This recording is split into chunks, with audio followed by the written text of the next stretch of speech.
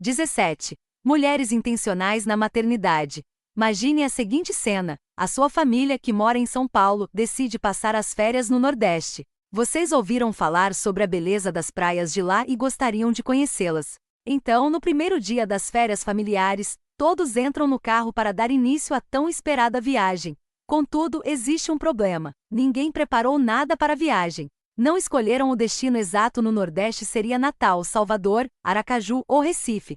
Também não consultaram a distância nem o percurso até lá. Não fizeram reservas em nenhum hotel ou pousada, não pesquisaram o custo da viagem e não planejaram exatamente o que queriam fazer depois de chegar lá. Será que as férias serão boas? Que atitude relapsa! Ninguém seria tão atrapalhado assim. Somente os mais relaxados deixariam de fazer os planos para um destino tão desejado para passar férias familiares. Infelizmente, é assim que muitas de nós tratamos a vida familiar em geral e a criação dos nossos filhos em particular. Diferente de outras áreas das nossas vidas, para as quais traçamos muitos planos para chegar ao nosso objetivo, quando se trata da vida familiar, empurramos tudo com a barriga. Quando temos um alvo importante em nossas vidas, como um diploma a conquistar, um concurso a prestar ou uma meta de vendas para bater, nós fazemos planos, calculamos custos.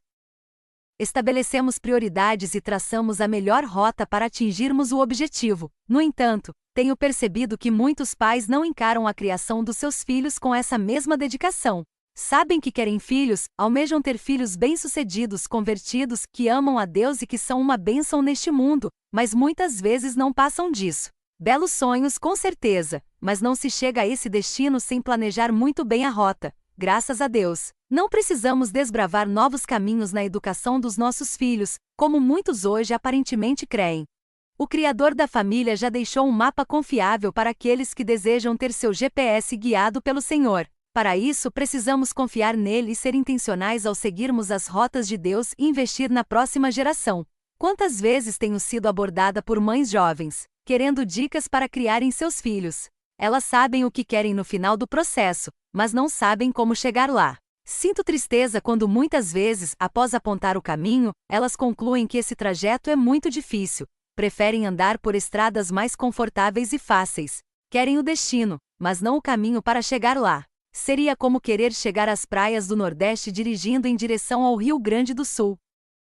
Não vão chegar nunca ao destino. Nos últimos anos, Davi e eu temos conversado muito sobre uma situação que nos preocupa e nos deixa inquietos. Temos observado muitas famílias em que os pais realmente amam a Deus, são sérios, comprometidos, crentes de verdade. Mas quantas dessas famílias têm perdido seus filhos para o mundo? Temos questionado qual seria a razão desse fato tão inesperado e triste. A conclusão a que chegamos é a falta de intencionalidade bíblica na criação dos filhos. Muitos pais bem-intencionados não são intencionais na educação dos filhos.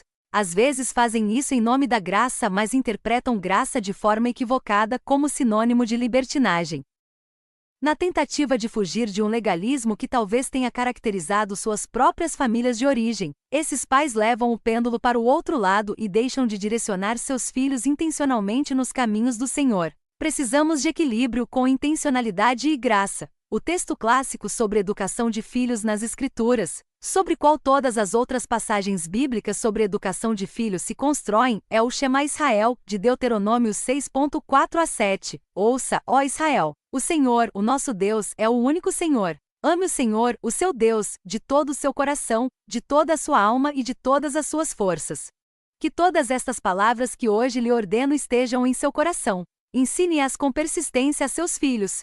Converse sobre elas quando estiver sentado em casa, quando estiver andando pelo caminho, quando se deitar e quando se levantar. Esse texto nos apresenta uma ênfase dupla para sermos mães intencionais com foco primeiro no meu coração e depois no coração do meu filho, para refletir e compartilhar. Quais são exemplos de como nós, como mulheres, traçamos planos e objetivos para as conquistas que realmente desejamos? Por que parece tão raro fazermos isso em prol das nossas famílias? Quais seriam objetivos bíblicos que Deus tem para a criação dos nossos filhos? Todos nós conhecemos pais piedosos cujos filhos se desviaram da fé. À luz de Provérbios, embora todos nós como pais erramos muito na educação dos nossos filhos, chega a hora em que o filho precisa escolher o caminho que seguirá. Ele é o principal responsável pela própria vida, mas como nós como pais podemos ser intencionais em ajudar o filho a escolher bem? 1. Foco no meu coração. Os versículos 4 a 6 enfatizam o coração dos pais. Para transmitir a fé para meus filhos, eu preciso conhecer Deus. Ele é o único Senhor, então devo tudo o que sou e tenho a Ele. Não adianta querer criar o meu filho nos caminhos de Deus se eu não os conheço. Como ser um guia turístico de lugares aonde nunca fui? Para eu amar Deus com todo o meu coração. Alma e força, preciso realmente conhecê-lo. Para ter as palavras dele em meu coração, preciso conhecê-las, estudá-las e entendê-las. Isso significa investir tempo estudando a Bíblia em comunhão com Deus. Eu sei que achar um tempo para se debruçar sobre a Bíblia sem interrupções torna-se um grande desafio, especialmente para quem tem filhos pequenos. Feliz a mulher que tem um marido disposto a cuidar dos filhos por uns 20 minutos algumas vezes na semana, justamente para proporcionar um momento a sós com Deus para sua esposa. No entanto, mesmo sem essa parceria do marido, todas nós precisamos usar a nossa criatividade para sermos intencionais em gravar as palavras de Deus em nosso coração. Nunca conseguiremos levar nossos filhos ao destino tão desejado se nós mesmas não passamos por aquelas regiões. Deus sempre está pronto para nos atender, nos dar a sabedoria necessária e nos ajudar, mas muitas vezes Ele usa outras pessoas para nos socorrer. Uma mulher mais madura, experiente e sábia poderia repassar o conhecimento como alguém que já passou por esse caminho. Ela consegue apontar os perigos e os lugares onde é necessário prestar atenção à paisagem bonita. Pode ser que você conheça muito bem a Bíblia e, portanto, não sinta a necessidade de dedicar tempo diário ao estudo da palavra, assim como alguém que já decorou o mapa e não sente a necessidade de consultá-lo. No entanto, pessoas que fazem trajetos diários que poderiam percorrer de olhos fechados ainda utilizam o Waze ou Google Maps para verificar a possibilidade de imprevistos, um acidente, construção, e assim escolher passar pelo melhor caminho. Quanto mais você conhece Deus e está em comunhão com Ele, mais sensível você estará para ouvir o Espírito Santo direcionando as suas atitudes, pensamentos e ações. Deus nos chama para renovar a nossa mente. Uma mente renovada medita na palavra dele e está sensível ao direcionamento que ele nos dá.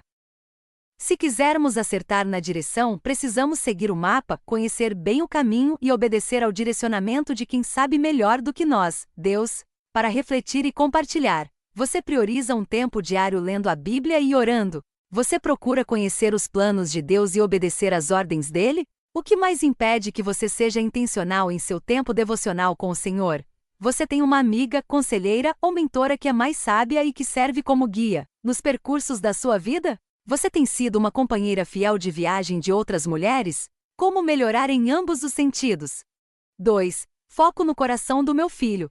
Uma vez que descobrimos a melhor rodovia para chegar ao destino, precisamos ser guias responsáveis para quem vem atrás de nós, os filhos. O mesmo texto que nos instrui como motoristas na rodovia da vida também nos mostra como ser guias confiáveis. Deuteronômio 6, 6 e 7. Que todas estas palavras que hoje lhe ordeno estejam em seu coração. Ensine-as com persistência a seus filhos. Converse sobre elas quando estiver sentado em casa, quando estiver andando pelo caminho, quando se deitar e quando se levantar. A frase ensine-as com persistência traduz uma única palavra na língua original que outras versões traduzem por inculcar. Ela traz a ideia de algo feito repetidas vezes.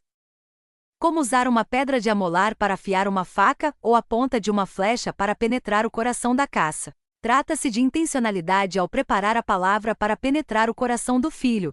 Voltando à metáfora da viagem, a maioria das viagens que fazemos são aquelas que repetimos frequentemente, a caminho do supermercado, da igreja, da escola ou do parque. Essa é a ideia por trás da figura que Deus usa para nos mostrar como ensinar os nossos filhos. Fazemos isso intencionalmente nos mesmos horários do dia e todos os dias, quando estiver sentada em casa, andando pelo caminho, quando se deitar e quando se levantar. Deus quer que sejamos intencionais ao ensinarmos os nossos filhos o caminho. Para que cheguem ao destino certo, precisamos aproveitar todos os momentos e especialmente os momentos corriqueiros para ensinar os princípios da palavra de Deus. Queremos descortinar atitudes erradas e sondar o coração do filho. Ensinar a louvar e agradecer a Deus por sua bondade e pelos presentes que Ele sempre nos dá faz parte da tarefa de colocar o filho no caminho certo. As nossas reações e atitudes diante de situações difíceis demonstram a dignidade de Deus, que é merecedor da nossa confiança e obediência. Usar ilustrações do dia a dia como visuais para ensinar princípios bíblicos segue o modelo dos pais em Provérbios que aproveitam formigas, construções inacabadas, pessoas viciadas e promíscuas para ensinar lições preciosas ao filho. Se buscamos a Deus em todos esses momentos, será natural falar de Deus e da sua palavra com os filhos ao longo do dia e de forma intencional. À luz do texto, podemos sugerir algumas maneiras de ensinar os filhos a tramitar nos caminhos do Senhor. 1. Sentado em casa durante as refeições assistindo à televisão, ajudando com a lição de casa. 2. Andando pelo caminho no carro em família ou com o filho em passeios. 3. Quando se deitar, momentos em que o coração parece estar mais acessível.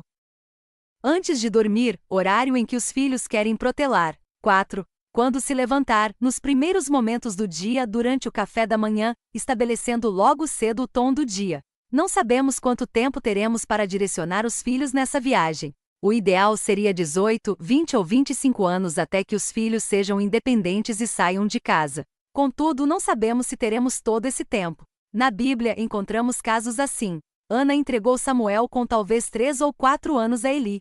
Joquebede também teve pouco tempo para ensinar o caminho certo para Moisés. E Daniel e José foram levados para países estrangeiros quando ainda eram adolescentes.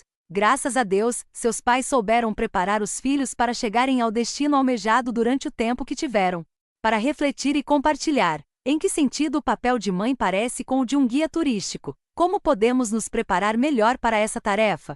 Como podemos aproveitar os horários do dia destacados por Deus em Deuteronômio 6, 4 a 9 como momentos de ensino? Você consegue se lembrar de alguns exemplos práticos que já fez ou viu outras mães fazendo? Conclusão. Achamos absurdo sair de férias sem planejar o lugar, a rota, a hospedagem e os passeios. Como mães, não podemos cometer o mesmo erro ao direcionar nossos filhos nos caminhos do Senhor. Não existem garantias na criação dos nossos filhos. Deus é soberano, os pais são responsáveis, mas o filho ainda precisará escolher o caminho. Como pais, queremos ser os melhores guias possíveis para que o filho queira escolher o trajeto mostrado por Deus. Não conseguimos fazer isso em nossa própria força, pois somos falhas. Deus quer que dependamos inteiramente dele, sigamos os seus conselhos e nos submetamos às suas correções. A grande ideia. Os pais que amam Deus de todo o coração transmitem sua fé intencionalmente a outra geração.